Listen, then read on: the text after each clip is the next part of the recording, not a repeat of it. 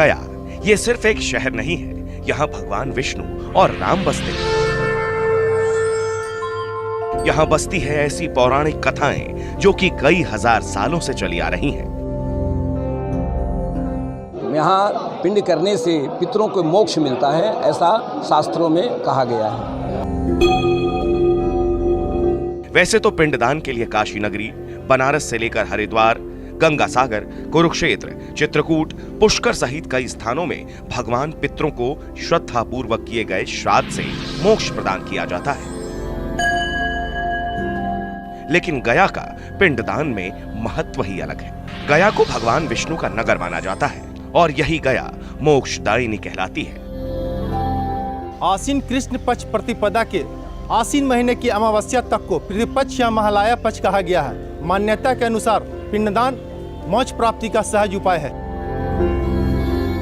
गरुड़ पुराण में लिखा है कि गया जाने के लिए घर से निकलने पर चलने वाले एक एक कदम पितरों के स्वर्गारोहण के लिए एक एक सीढ़ी बनते जाते हैं। जीवन में एक नाम ही सत्य है और वो है राम का नाम, जिससे हर एक दुख और दर्द दूर हो जाता है। कहते हैं जब भगवान ब्रह्मा सृष्टि की रचना कर रहे थे तो उन्होंने असुर कुल में एक असुर की रचना कर दी। उसका नाम रखा गयासुर। वो असुर कुल में जरूर था, लेकिन उसमें असुरों की कोई प्रवृत्ति नहीं थी। गयासुर हमेशा ही देवताओं की उपासना में लगा रहता था। एक दिन गयासुर ने सोचा कि उसका सम्मान कभी नहीं किया जाएगा। शायद इसका कारण यह है कि वो असुर कुल में पैदा हुआ है। ऐसे में क्यों ना वो इतना पुण्य कमा ले कि उसे स्वर्ग मिल जाए। इसी कामना में वो विष्णु जी की उपासना में लग गया। विष्णु जी ने प्रसन्न होकर गयासुर को वरदान दिया कि जो कोई भी उसे देखेगा, मात्र देखने भर से ही उस व्यक्ति के कष्ट दूर हो जाएंगे। भगवान राम के पिता दशरथ जी का पिंडदान भी इस पावन धरती गया में किया गया था, जो अपने आप में काफी मायने रखती है। यह वरदान पाकर वो लोगों के पाप घूम घूम कर दूर करने लगा। चाहे कोई व्यक्ति कितना भी पापी क्यों ना हो, अगर एक बार उस पर गयासुर की नजर पड़ जाती तो महज देखने भर से ही उस मनुष्य के पाप नष्ट हो जाते थे। एक पौराणिक कहानी के मुताबिक राजा दशरथ की मौत के बाद भरत और शत्रुघ्न ने अंतिम संस्कार की हर विधि को पूरा कर दिया था।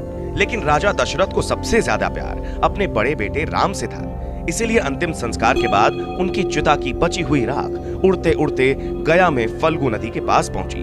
राम और लक्ष्मण के मौजूद न रहने के चलते सीता ने राजा दशरथ की राख को मिलाकर अपने हाथों में उठा लिया।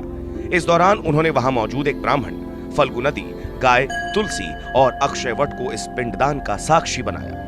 माता सीता के इस बात पर भगवान राम को यकीन नहीं हुआ और भगवान राम को गुस्से में देखकर ब्राह्मण, फल्गु नदी, गाय और तुलसी ने झूठ बोलते हुए ऐसी किसी भी बात से इनकार कर दिया, जबकि अक्षयवट ने सच बोलते हुए सीता का साथ दिया।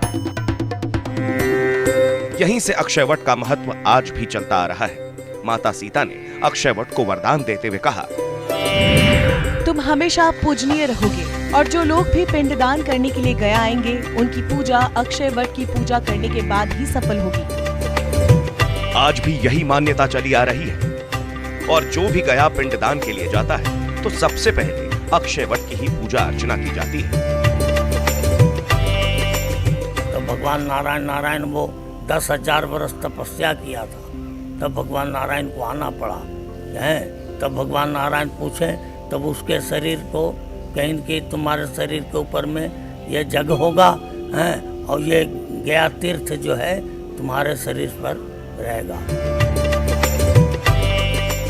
कहा जाता है कि गया में पहले विभिन्न नामों की 660 वेदियां थी जहां पिंडदान किया जाता था।